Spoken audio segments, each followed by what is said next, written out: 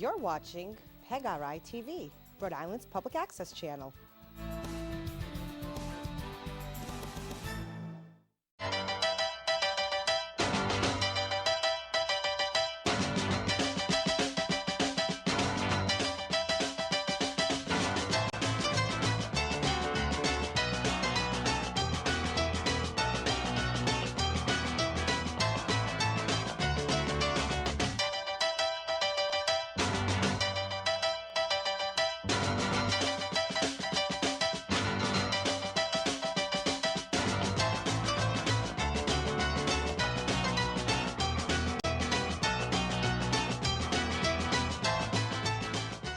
Good evening, I'm Bill Mulholland, and welcome to Good Sports Classics. Tonight, we deviate from my favorite topic of local sports to my second preference, parks and recreation. My guest tonight is Paul Prachniak, the longtime director of Parks and Recreation for the town of Lincoln. Paul is a 1975 graduate of Southern Connecticut State College with a Bachelor of Science in Recreation Leisure Education. Paul was a Lincoln Parks and Recreation public servant from 1978 to 2016 and served as the very first full-time director for 38 years. Paul is also a member of the Rhode Island Recreation and Parks Association's Hall of Fame. I have known Paul professionally since 1980 and have always enjoyed our conversations. Paul will share his unique perspectives and stories on his 38 years with the town of Lincoln. Welcome to Good Sports Classics, Paul, and congratulations to you and Gail on celebrating your 50th wedding anniversary. Bill, thanks for the gracious introduction, and if I could jump from introduction to induction, congrats on being named to the Pawtucket Hall of Fame. I've known you in the field for all those years, and you've been a pro's pro is what you've been.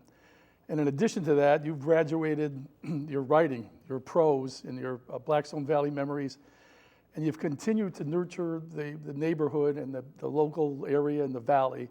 And I can see why you got that award. Congrats again. I appreciate that. Thank you, Paul. So, Paul, let's start with, why don't you talk about sports, how sports was a common theme and bond in your family life and in your work?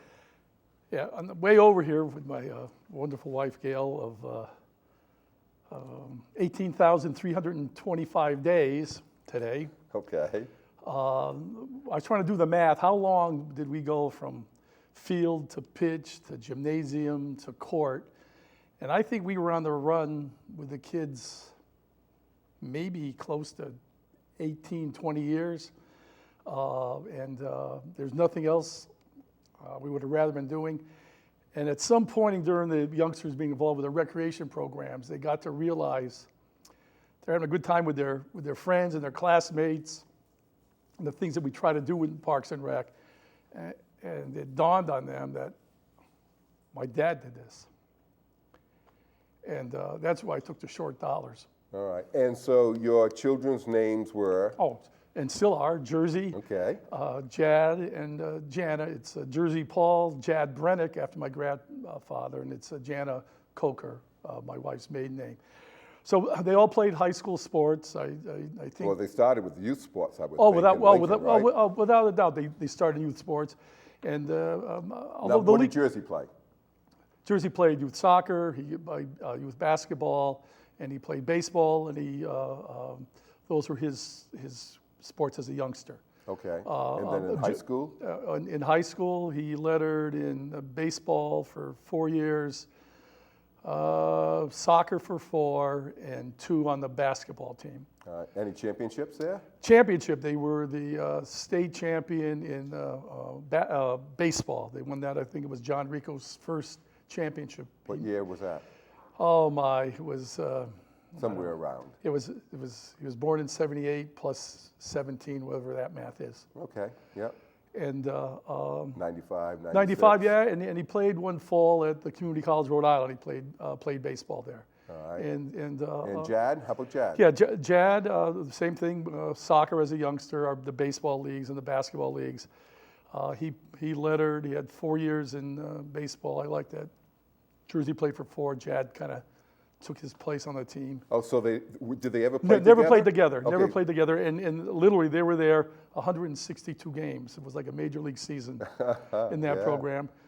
His basketball team won a bunch of tournaments. They won the JV tournament, they had won the freshman tournament, they had won a couple of times, and they went to the Civic Center, won there, the state championship. How cool is that? And also lost. And it was back-to-back years, and as much as, boy, it would have been neat if they won two, there's something to be said for going there and losing. And it's easier to do after you've won one, but just to balance it out.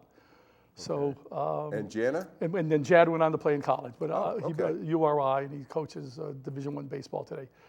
Jana, all of those, the boys, hoops and some baseball and basketball, and then she played varsity basketball, varsity field hockey 4 years, and they won state championships in the junior high and high school, middle school level, but they also went on to win the state championship in field hockey. And how cool was that? Yeah, All three of your kids had state championship teams at Lincoln High School. Yes, and James Scott Bryce, someone that works in the Parks and Recreation for years, when Jana won her field hockey medal, that he was there. He said, "Boy, you and your brothers all have state championship medals." And she says, "Well, mine's a little different." Bryce looks at it, and they were pretty calm. He's also, mine was Division I. True. That's right. The best of the best there. You're right. And their boys both won Division II or B or whatever. Yeah. Whatever. And how about the role of Gail, your wife, in this whole sports and family and work theme? Well, Gail, well, she's a nurse, she's a lactation consultant, but in addition to that, she was the mother. She put the kids under her wings, the trio, and she elevated me, and sometimes she felt like she had quadruplets. This close in one here, that I give the kids sports abilities to her, and it's a secret maybe I should let out or not. But all three of the kids were breastfed, and I know that, what do you mean? And there's a lot of hand-eye coordination. It's here, and a couple of famous athletes that were breastfed. That's Tug McGraw, and he got the Tug, his mother called him Tugger right away, and that's where the nickname came from. And then the person that was breastfed for Sports Illustrated says 3 years, his mother says maybe a little over one, was Michael Jordan, and my wife had the honor. She brought Mike's mother to the lactation consultants or conference here that was held in Rhode Island, and she lunched with Mrs. Jordan, and they asked about how long, and mother said 1.5, but my wife said they made note that Sports Illustrated, who made note of it, usually has good stats, so they say, but it's, so I gave the secret up. An interesting little aside to that. Yeah. Now, Paul, for the remainder of the show, I'm going to go over and state a topic, and you can regale our Good Sports audience with a story or a perspective on your 38 years with the town of Lincoln. Yeah. So the first topic is youth sports. Yeah, I mean, just one correction. I find it as kind of like a 38 special years, because I felt at the end I might have needed a 38 special. That's all in jest, everyone. Okay. So with that, just a quick note on the recreation, leisure education. Sure. I firmly believe that in addition to the 3 R's in education, reading, writing, arithmetic, that the fourth R should be R for recreation. And there's a lot to be learned from recreation and recreation programs. Of course, there's the socializing, there's the mental thing and the physical thing. But the recreation directors and people and coaches have a special avenue to the kids that no one else can lay claim. That you get a few with high school coaches, but the kids go to the rec program because they truly want to be there. And they have masses of kids.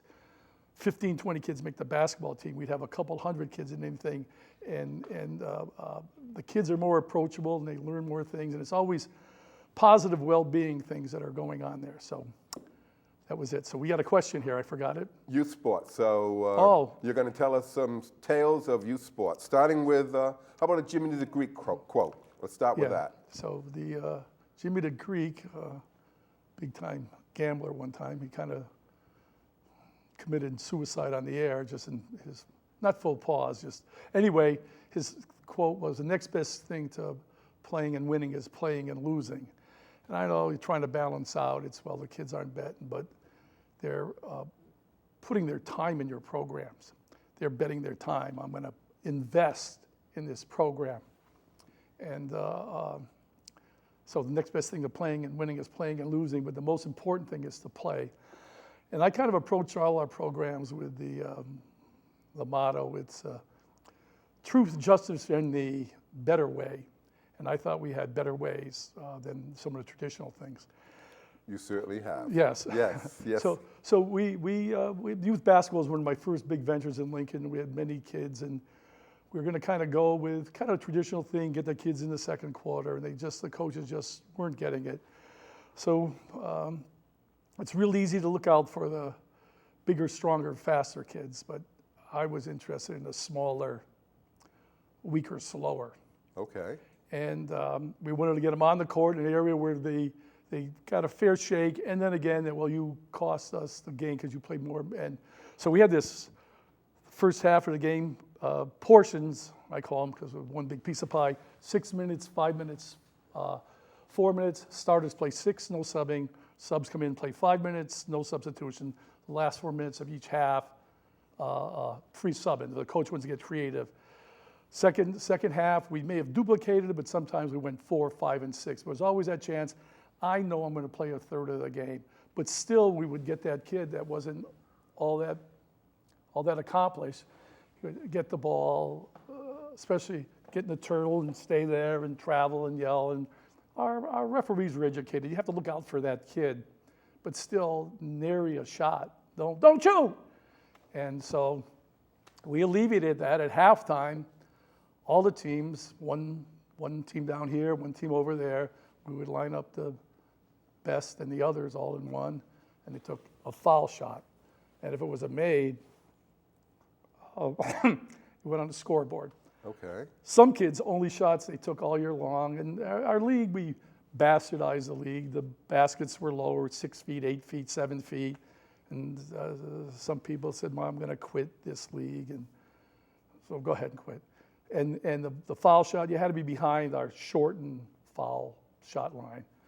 You go over, he went over the line, and I would just, at the beginning. Just remind me it's recreation, right? That's the rule. I mean, we make laws in this country to make things equal, which is like crazy. You have to make laws. You're able to sit or go somewhere, but I have to make a rule there where it's okay if you go over that arbitrary line. And so it's the rule, so you could have just told them, and the coach, he's over the line, and so are you, and shut up. I'd say shut up, just take it easy. But then you added something. Well, for the playoffs. Okay, for the playoffs. So come to playoffs, we make it a big thing. We intro songs and spotlights if it's at night, and everyone would shoot, announce, including the first shot for each team would be the coach. Really? His went on the board, and they were looking at each other. It was like a duel. And at the end of the game, that if you lose by one, the kids that missed the foul shots had missed the foul shot. And during the season, and even then, you won by one. And I'm that kid, and I made that. It's like be a family celebration. Sure. It does. Yeah. Remember back when? Yeah. So a unique perspective it is. on that Yeah. recreation basketball. Thank you. And now you're going to talk about Sandlot baseball. Sandlot baseball. We started.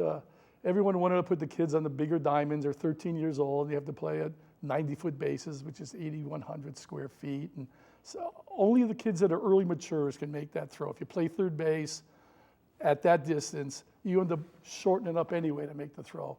So we used the Pony League dimensions, and we went there for a couple of years with that. And there was a big AAU travel thing that cut into it. So we come back with Sandlot baseball. We said, come on in. And they would sign up, and they were truly neighborhood teams. We had 5 or 6 park areas. You would do this during the summer months? So, this is when baseball is supposed to be played. We play in the summertime. Yes. Come out and let's play. And we would dot the map and just look at the map. There's 12 kids there. There's 12 kids there, close proximity. We had a little gerrymandering here, only if they didn't have a pitcher or a catcher. We'd kind of go out and bring in the chameleon's arm. Daytime? Nope, nighttime, Okay. dusk. Coaches? Coaches, paid staff. Okay. Paid staff. No, No parents or anything No, but else. well, we put both of our benches on the third base side, had the do not enter sign or the yellow tape.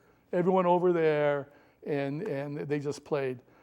In addition to playing, there's some unique things that we did that our coaches made the lineups, but they too, one game we would put the kids' names in the hats and we would pull out this might be the hat, pull out the batting order out of the hat. So that was a batting order.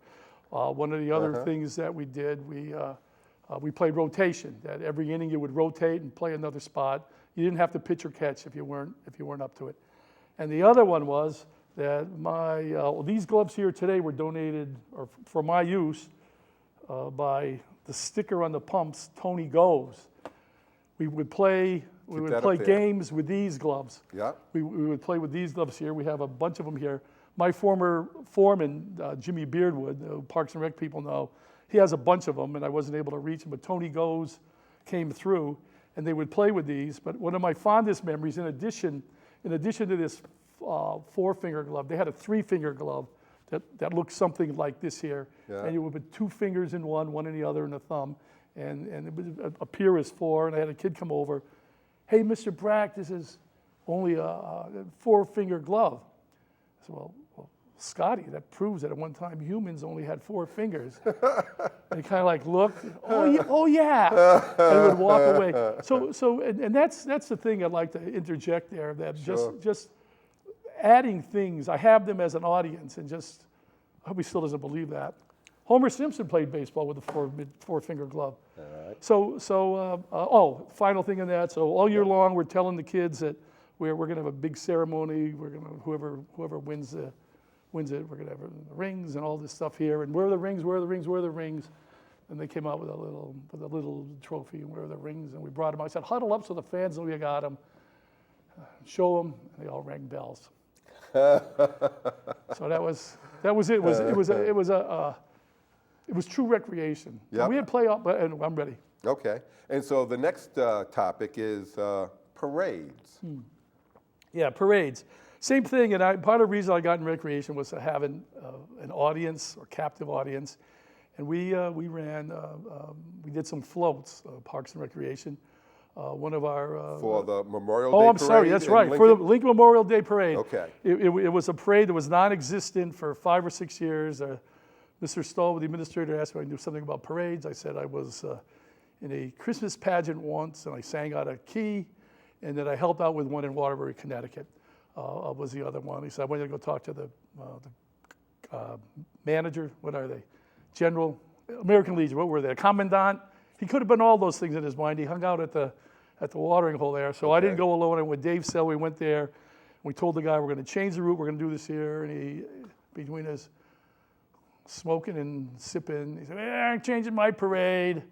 And I said, you haven't had one in 5 years. So we ran it. So I got to decide what was in there. For us, the town would put a float in.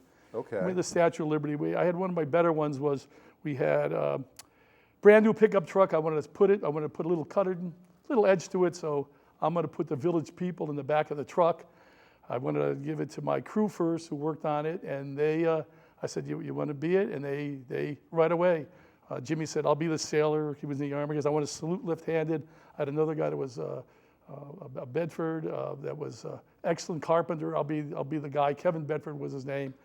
I had someone that had a little bit of indigenous blood with him, Eddie Waluziak, who got to be a police officer, and he was the Indian. Then I had Mike Faria, who was lift weights, tan. I'm that guy, the biker, whatever.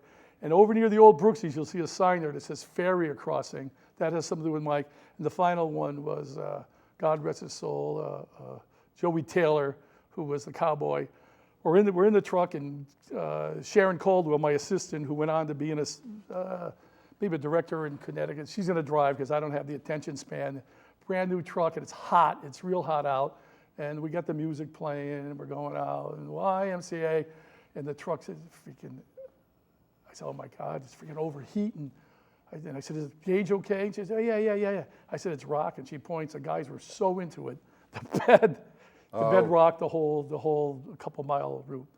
So then to go from serious to, or I guess that was serious, from delirious to serious. So it was everyone was concerned about gun control, and as we are now. And I know the King of England isn't going to send his troops over, but so we did the Abe Lincoln parade, and two Union soldiers. One of the soldiers' last name was Tierney, and he was a big deal in the Air Force now, I think. And then Jim Beardwood was the other one. Abe Lincoln, who may have worn a hat similar to this. We didn't want the big one. He was there. And then in the crowd, there was this interloper, kind of dressed in costume, not really for the period. Maybe had a derby and a breeze, just enough makeup to know that he wasn't part of the crowd. Is my president coming? Working the crowd, and the reviewing stand, the Lincoln float shows up, and behind them is the senior choir. I probably wouldn't have been able to sing in that choir then either because of my voice. So they pulled up, and they had a song all said, and the interloper out of the crowd, 3 shots. Lincoln goes down, the soldiers get in arms, the float pulls up and sings the battle hymn of the Republic. And the interloper through the crowd, whatever, and can use the motherless child's name word here, B. So, yeah. So I go through, and one of the people in the reviewing stand. So did it go well? Well, I think he's dead. I don't know. It went well, but the everything went off. But I was fortunately, I felt pride. I was able to play the assassin. So I came out of there with what was like a .38 Special Starter's pistol, and I run through by the stand and go, and I see one of the guys on the concession stand. It was maybe the head of the detectives or whatever. He said, "You dumb bastard." He said, "You should have told me." He said, "I was reaching for my ankle holster." No way. Yeah, his name was Ike Thompson. He a living legend in Lincoln.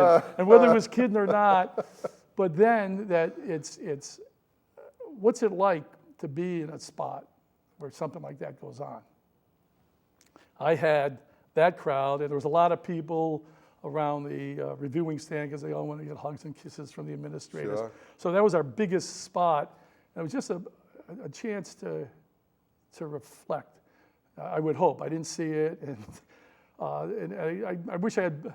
Arthur Duck shot those pictures that I took the shots, and Arthur Duck shot those pictures that I may have forwarded there. Yes, absolutely. So I don't. And so that went well. So and you had one other one with Babe Ruth. Oh wow. So tell me about that float. And then So we'll yeah, move so on to I want to go remembering the Babe, and I got it ready to go. We got the hot dogs hung and the bats, and we're hitting wiffle ball bats that my staff autographed. Babe Ruth, and he's throwing Babe Ruth into the crowd. And the proprietor, Wiener Genie, who's passed away, Chris Exarles, I'll do it. Pouring rain, washed out. He didn't have to do it. He said, "I'll definitely do it." Come back in a year or two off. I said, "I got to do it again." But then I'm running in my head. I said, "I'm going to get Hank Aaron," and Hank Aaron was the guy, and he had been for a while. So I'm going to do the duel, remembering the Babe and hammering the Hank. Try to come up with a Hank Aaron in Lincoln, Rhode Island. It probably was around 78, 79% white. No one. I heard there was a family in Manville just moving in. The Brantleys are really good. Without my truck, civilian clothes, knock on the door, "Hi, I'm so and what?" And I'm the partner. "What? You want me to, Henry Aaron, who are you?" And I get it. I went up, but I had to do. I said, "Well, no." And I ended up, they're great kids. It was a great, you mean what? So what am I doing? There was a worker on the Parks and Recreation and Public Works maintenance crew, Scott McClellan, who was related to one of our great baseball managers, Louis Abraham, whose father-in-law was Chet Nichols. How about that for weaving it together? His stepbrother was Scott McClellan. I see him. He's at Albion. He's at Linemakers Park. He's screwing around on the rim there, and he's on his break, or the crew's there. I want to ask him, but I don't want to ask him about what's he doing, whatever. And he breaks the rim while I'm watching him. I come over and said, "Man, you got a problem here." I said, "You broke the rim. You're on town time. You got to pay for it." I came back. I said, "No, you got to pay the guys to come back overtime." I said, "Or you can be Hank Aaron on our float." Okay. He went with it. Yeah. He went with it, and we went out there, and it was the same thing. We give Hank the shirt and the O. Henrys and whatever. And it was a bunch of them. I was waiting for the cry out for Sadahara O, but I didn't I didn't get that, but thanks for taking all. Yep. Yeah, and so the next topic is Little League. Yeah, Little League. That's Little League as in an all-star Little League there. When Okay. I managed Little League teams for 8 or 9 years, something like that. In Lincoln, in all areas, that if you're serious about Little League, and if you have one of the more accomplished players who was probably breastfed on one of the teams, and you wanted the all-star team, you wanted to go and you wanted to play all the state things, you want to go down to Connecticut and do the Bristol Stomp, you wanted to go to Williamsport, and you wanted to get your town, but your kid's name up there on the screen.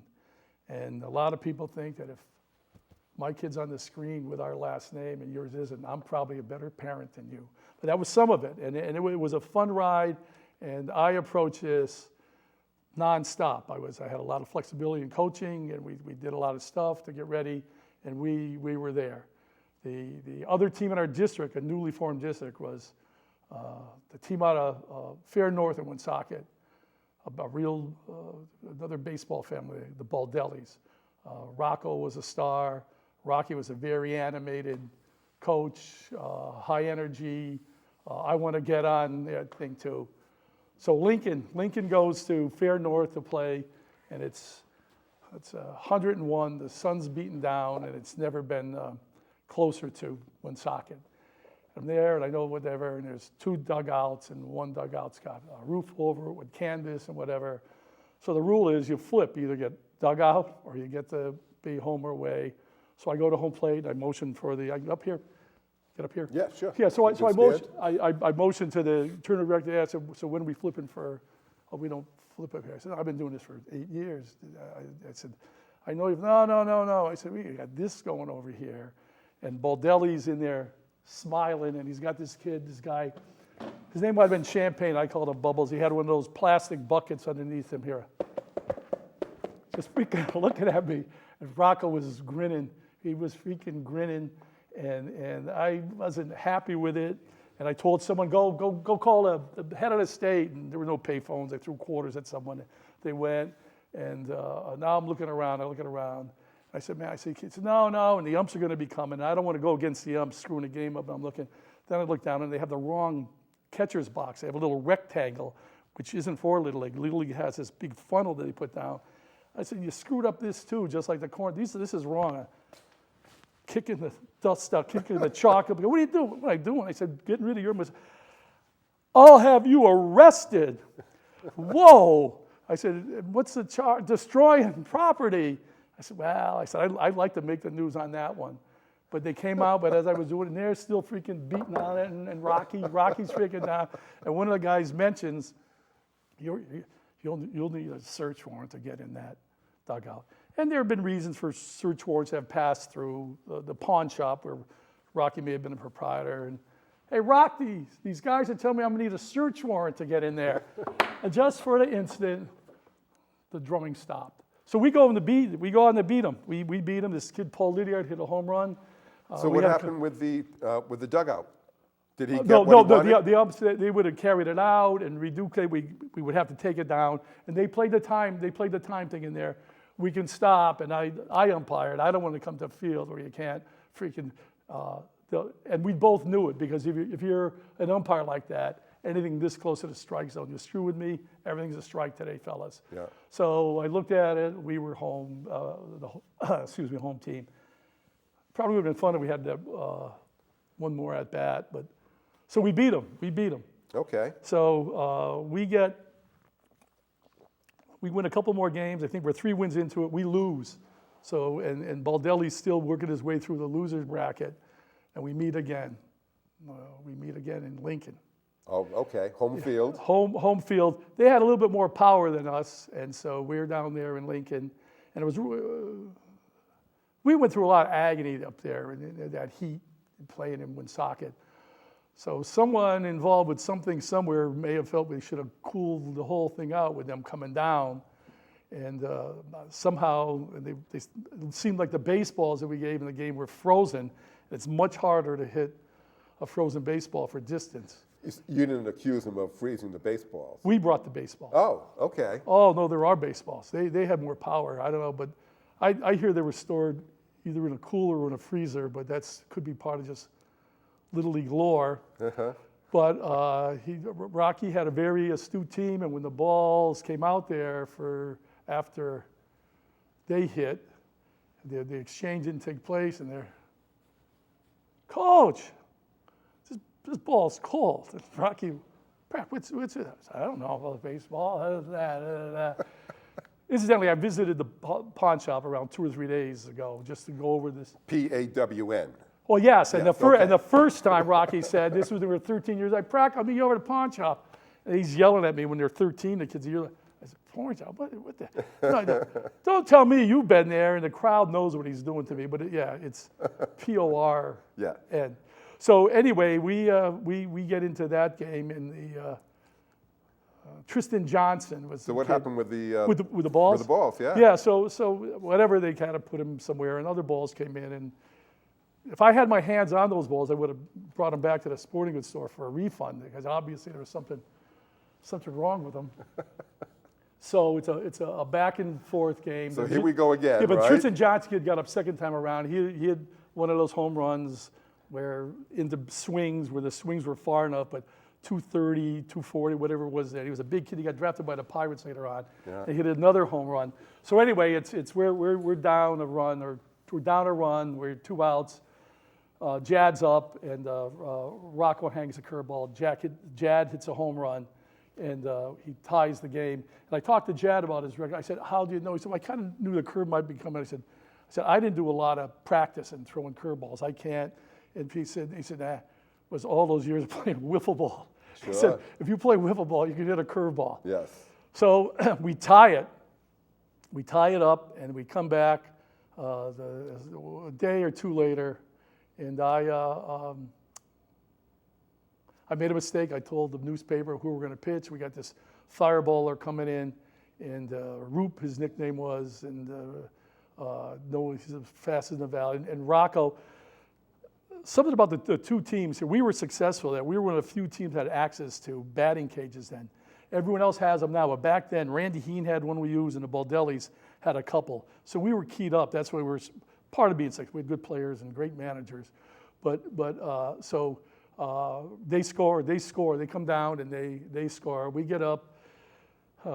Billy Murphy, the AD from Davies, his son bats first, and he hits a long foul ball on a basketball court, foul, strikeout, swing at high. He strikes out. We load the bases with my best base runner on third, sinking line drive to the infield. I have a good read on it. The kid doesn't have a good read because he's ready to go. And I look at him, and Andy, and I was worried about the backup runner. I wanted him coming. He was forced out at the plate. He might have been out anyway. And Min Pham, the proprietor of the pawn shop now, is the catcher tagging the kid out at the plate. And so there, humpback line drive, game's over. Over, yeah. Over. No Bristol, no state tournament, no name on the TV.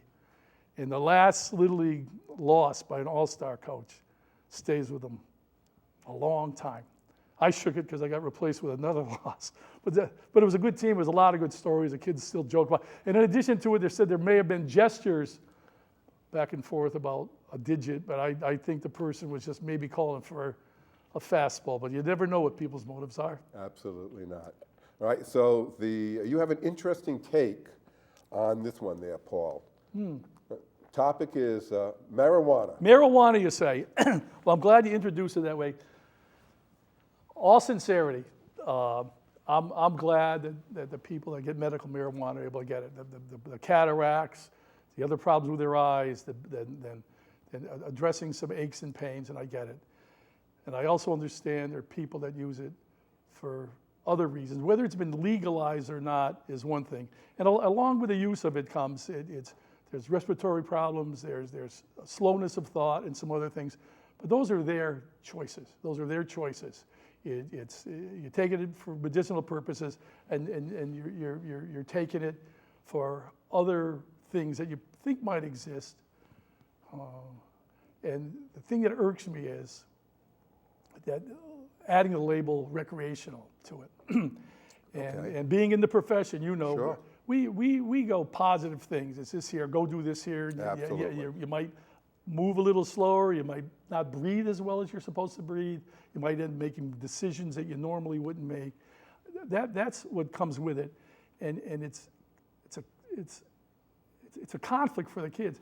I'm hearing let's go to Bill's recreation pro, Prack's recreation. Now recreational, the parents, I don't know where they are. And I wrote editorial to it, and it's easy to remember. It's January 1, 2011. If you want to go back and research the thing, and I just the points I hit on it.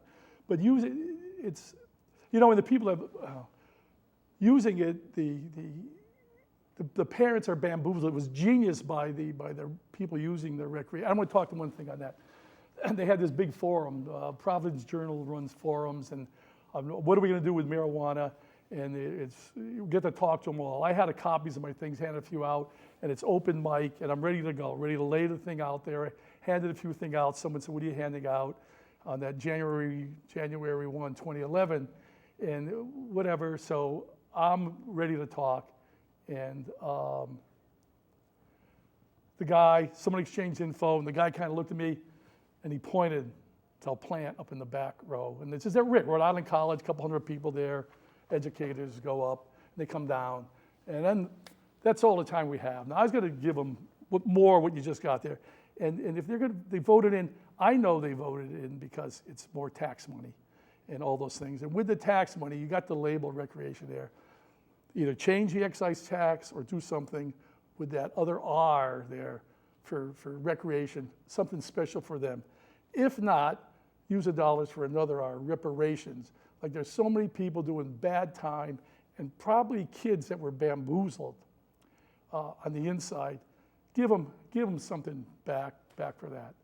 There. So if someone asked you at that point in time, all right, so you don't like recreational, what would you say? You know, you are a clever person. What would you say you would call it then? What kind of use would that be? Should I say that will be like drinking? Oh, it's social drinking, or it's free time, so it's social smoking.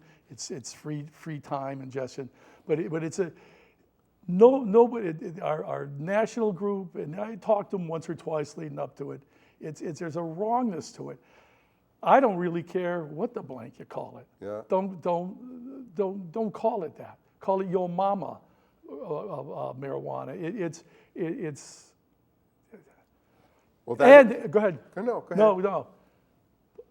I say more taxes, but a lot of things, and the litter. I didn't want to get into the litter, the wrappers and all the stuff that goes. It's going to happen, but don't put the recreation. It's. If there was another sin, that should be the next sin. Another unique perspective on yours, Paul, because it never really occurred to me. It really hasn't until you and I had this conversation with a pre-interview. So always an interesting take. So the next topic, Paul, is T-shirts. You really came up with unique names for your teams and in all the different leagues. So talk about T-shirts. Yeah, in some cases we try to put other messages out there. How am I doing on the time? You're doing very well. Two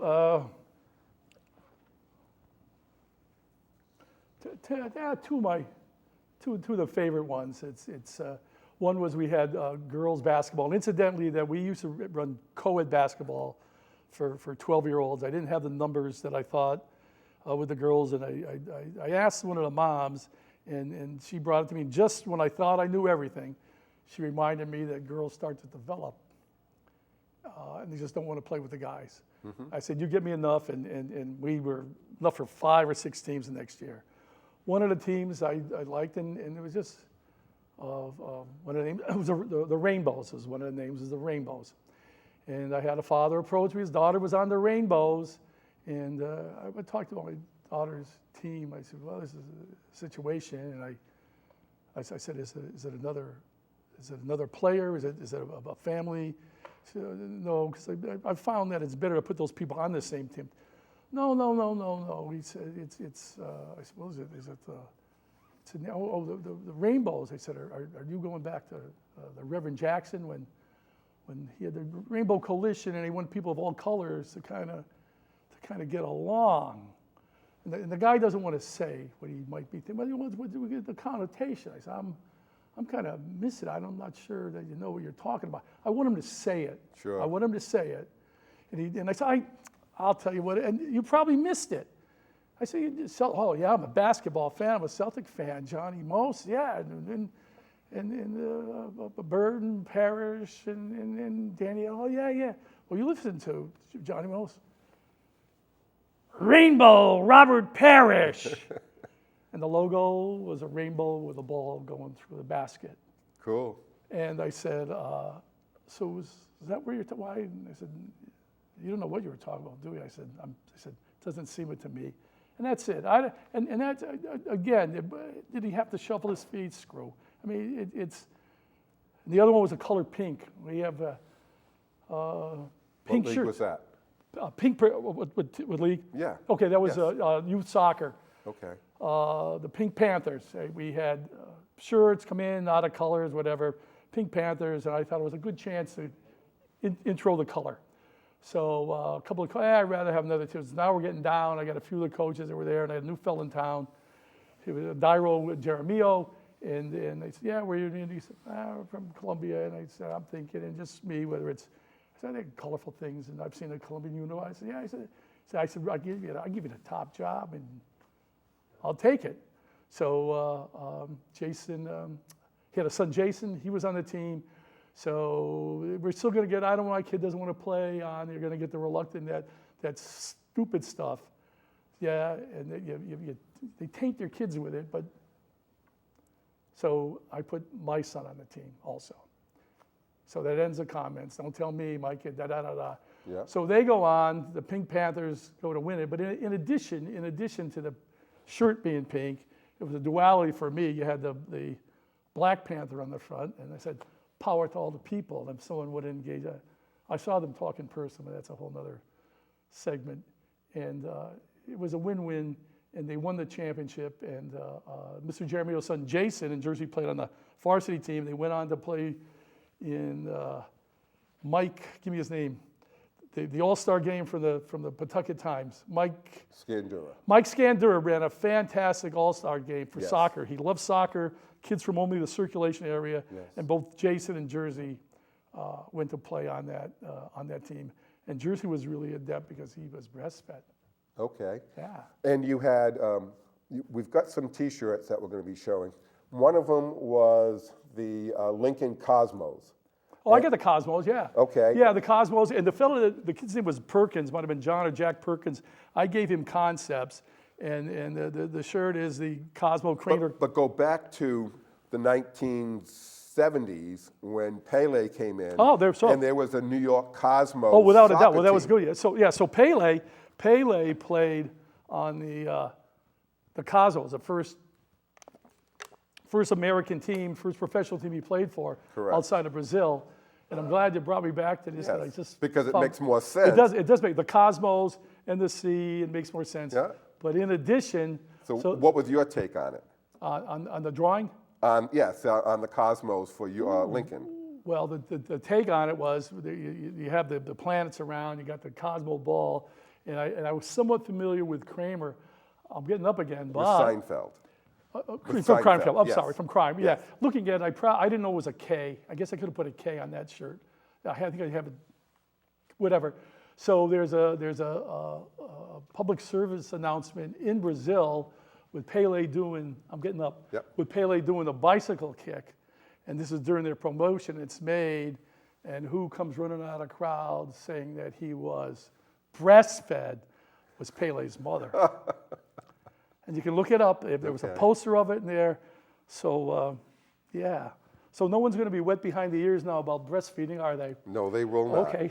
All right, and then you had another one, yes. Lonsdale Drive-Ins. Yeah, the Lonsdale Drive-Ins. Because normally the teams would be named Celtics or Hawks or Raiders, but you always had a really different take on everything, Paul, and which I thought was cool. Well, thank you. And I gave him the look. It's a silhouette of two teenagers in the car, the Lonsdale drive-ins, and some of the kids had never been there, are long gone.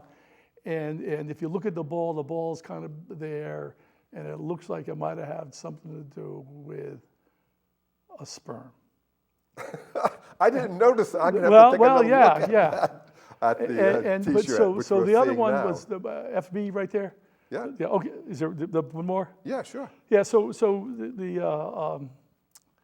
I was always looking for something for the Fairlawn team, and what am I going to call them? And we had Fairlawn Mean Streets for a while, and that was it. But I was looking for something a little more. And my son rode to school with a kid in his class. And one of the few kids had a car, a little bit of tint in the window, playing whatever music kids play, and they got pulled over once as they rolled into Lincoln looking like that. And there was one badge at the time, and that was pretty tough on profiling. And they all aren't even like that, but this one here ended up, whatever, he paid for it along the way. So pull over, hey kid, where you going, whatever, and the license registration, going, so where you headed? And the kid says, I'm going home. And he said, where's that? And he's got the license, but he tried to check him. He said, it's right over there. It's 2 blocks off on the street over. Subsequent days, Matt Andy will be his stage name, comes rolling through, and he's here. I'm telling him, gee, so-and-so stopped me again. And he says, it's something like a border patrol. And there was my name, the Fairlawn Border Patrol. Yes. And sometimes when I call talk shows, I tell them from Fairlawn Junction. And I tell them that's where Pawtucket, Lincoln, and Central Falls French kiss. But that's where the Border Patrol, it's all through that area. So Matt, we do it. So I tell Perkins, I said, I want a state trooper thing, Border Patrol. We did it in olive and yellow and a black and white one. I said something that's bold and big and is authority. And then you could also be talking about the basketball tournament, where you control the border, stop the baseline. But when people first saw the shirts, the adults, and saw, oh, I love that name. I love it. Because, we got to have it. I'm looking at it, I said, I know what you're talking about. I said, we got this here. I said, this is like someone patrolling the Fairlawn Border Patrol of his team is from Fairlawn, and they had the big Ray-Ban glasses with a basketball in it. So I said, well, and I run it back at them, and I said, and they think it, but they won't say it. And I would go further. I'm with you.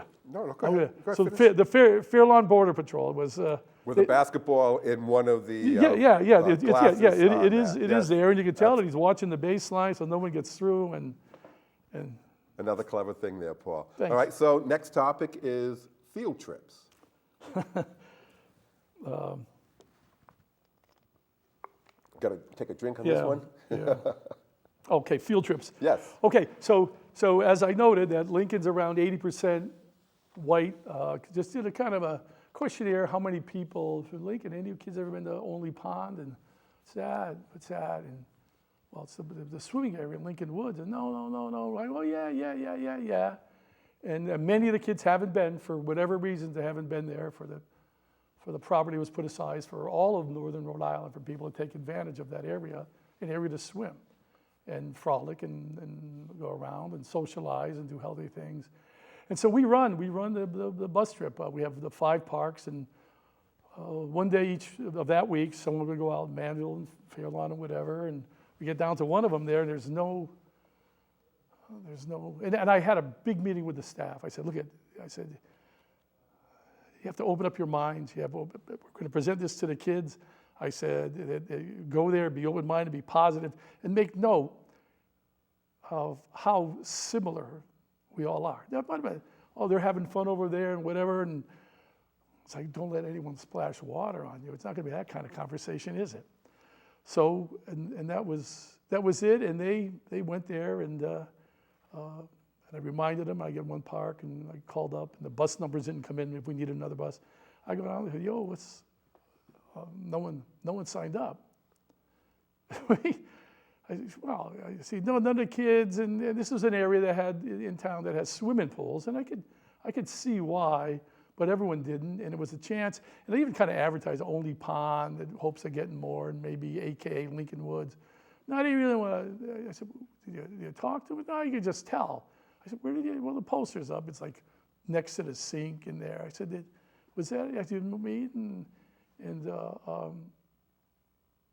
one of thousands of kids over the years, there were thousands. I mean, some came back when a few kids I let go. I can't trust you. I can't trust you. And you bring that thought here, and you'll do something during the day or the year where a comment, a facial something, when a race thing comes up, and I can't have it. And I said, if you want to send your mom to talk, and she had a little bit of yank.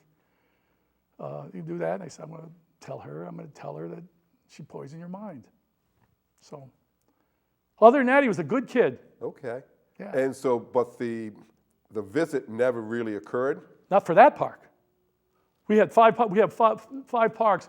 One park went on Monday, went on Tuesday, went on Wednesday. Oh yeah, nothing. That park got shut out. So I'm sorry. You did educate them. Oh yeah, across. well yeah, I gave okay. an opportunity to learn, and it was a healthy thing. A little life lesson there. Yeah. Yeah, you're good with that. And so you've got another. Another one, yes. You've got Jim Jackson, Washington Park. Sure, I know Jim. Yeah, right. Community center. We were putting together a basketball league. It was either Greater Providence Youth Basketball League or Inter League. And he said, Rafs, I said, I'd love to put a team in that league. From our Junior League All-Stars. Our Junior League All-Stars were high school kids only, kids that weren't playing in JV or weren't playing varsity. And my thing was, we're spending enough on you guys. And we had real good players, kids that didn't have grades, didn't like the coach didn't like them, didn't want to play for that. We had some good players, and I said, I'd like to put our team in. So I said, sure, it'd be great. And I talked to Jimmy too before this. He said, yeah, great. And you see at refs, and he said, I see it as a training thing also. I could have one of my refs come and work with one of your guys. And I had board officials or aspiring, and it was a good thing that we were able to do that. And incidentally, last time I looked, there's nowhere close to being enough African American or referees of color in the Interscholastic League. At one hand, at one time, they count them. Two guys. Dr. Walker was one. Right, one of the great ones. That's it. And 75% of the kids playing in Division I. Anyway, and it was a good thing on that. So we played in the league, and we were good. And we used to play at their centers, Washington Park. Chad Brown, where he was Southside Sixers. No apprehension from the kids or the coach? Who's coaching? The coach was Mike Parada, basketball fanatic. Yes. Tennis player, you probably had his name in there. And Anthony Azar went on to be superintendent of schools in Massachusetts, was a state senator for a while, loved the Knicks. And we went with orange and blue for the Knicks. And they were and Anthony worked at Bishop McVinney, and Parada knew, and it's basketball, and Jackson said that he liked it that both of us were going to get a different style of basketball, that we were going to go to this, and Lincoln, they're methodical. Parada loved the Hoosiers, and Bobby Knight. Yeah, Bobby Knight. He was great until he went under 500. But so other than that, so we go, and the kids trusted me, and we had a couple of kids, one kid from Woodstock, whatever, and then. Would you bus them down? We would bus them down, Okay. Put them on the fun bus or the mini bus or whatever. Parents come along? Parents were asked to come along, but not on the bus. It was, Right. you Not on want the to go. bus, We did at home. Our home games, we packed the gym. Yeah. We packed the gym, and we'd go to the park houses, and all of when we go on the road, and we had 5'6" to 6'2", 100-pound, 250. We had them come in single file like that. And they would see us in the Smirks, and they were big guys. Yeah. So we would go there, and the park house, things I hadn't seen, kids running during warm-ups, kicking the net. But the good thing was that the doubleheaders, the local team that was hosting would always root for us. It was never rooting against us, ever there. And then we go to our other trip. We go to Sakanasa to play, the boys' training center. Sure. And we show up, and our guys, what was the movie with Richard Pryor and the guy that was Willy Wonka there? Gene Wilder. Gene Wilder. We cool, walking in, and we bad, a couple of them like that. We get in, we see the kids warming up for Sakanasa, and they were in our Christmas tournament, it was. They go in there, and they're okay. They weren't suited yet. Our guys were like this, and we seemed, and then their team comes in, handcuffed. Really? Handcuffed. And they come in, and our guys start looking, and one of them knew one of the guys. Wow. So yeah, they come So in. what was the purpose of having them come in handcuffed? I don't know what their Okay. security, I mean, they had to go from building to building. I Yeah. don't know risk. I don't know if they wanted to do that. Just think of it, they could have been saying, if you Lincoln guys don't do the right stuff, you might be part of it. I don't know. Oh, okay. Maybe, I don't know if it was fair to their kids, but they came in, and I asked Anthony and I asked Parada, I said, tell me the story, and they both mentioned that. I know when I talked to you about it in your office or your house, I said manacled, but they were there, they came off right away, so they start warming up. We're getting beat in the game, and they have their crowd there. They're hooting and hollering, and we're still playing hard, but not mixing it up. But then the lights go out in the gym. The lights go out in the gym, and it's 3-4 minutes. You get the little things over in the corner you really can't see, and then they come back on. And all our guys that we call, they're all huddled in the corner. They're all huddled in the corner. That because of the delay and What age group was this? High school. Okay. High school. Yeah, And, okay. we went on to win the game. They had to put their crowd back to sleep. The kids had to go do bunk, whatever. Yeah. And it changed. We won the game, and we ended up getting beat at home in the semis. But then again, from our end there, that without saying that our kids got to. And the other thing about the recreation, that I'm who I am, as was my staff, and Andy Wade was awesome too. And Absolutely. And that if I come to you as an adult, an authority, whether teacher or coach, whatever, and teacher, and I want to talk to you in the group. Nah. But if I have the icebreaker, say, when's the Border Patrol playing? Oh, they're playing da-da-da-da. I said, yeah. I said, but you guys got stuff going on. Yeah. I said, look, every once in a while, one of you guys would be courageous enough to say that this isn't a good idea tonight. Paul, we have 2 minutes left in the show. Wow. It has flown by. So, what is your favorite My memory? my favorite memory is we ran. Oh, I'm sorry. Favorite memory. That's okay. We ran a special needs parent of a alum from Lincoln High, 19, 20 years old, came to Sue Shepard and said, "There's nothing for my kid to do." She called me in, and luckily my education, I had some therapeutic rec, but I said, I'd gladly do it. We ran this youth center thing once a week, and then one special event a week. Then we ran special events, and I'll show that later, screw it. And then the event was Halloween, and we had, I think his name's Steve Zaney. Juggler. Juggler, magician, Yep. I know ventriloquist, him. top Yep. notch. I called him, Yep. and I asked him about it, and he's I can stay down, and he's got this stick where his dummy, I guess it is, there. Okay, Noodle, come out. I don't want to come out. And I'm sitting there, and all the kids are kind of into Halloween college. I don't want to go there. And they say, oh, come on out. I'm afraid. Oh, no. I don't want to. No, they're okay. They'll make fun of me. The girl next to me stands up. No one will make fun of you in here. Everyone in the crowd. Wow. Give me an amen, Tierney, that's it. Wait, Emancipator shirt, orange, and that was our team. The Lincoln Parks and Recreation Emancipators. There you go. What better team? Well, Paul, thank Yes. you for sharing your fascinating and thought-provoking insights and perspectives on your 38 outstanding years of service to the residents of Lincoln. Great. It was a pleasure having you on Good Sports. Good job. Yeah, you're welcome. Are there still tickets? November 1, is that your gig? Yes. Induction? Yes. If I'm here, I'm there. You gotta, great. Congratulations. You're very welcome. Yeah, thank you. Bill Mulholland for Good Sports. Good night.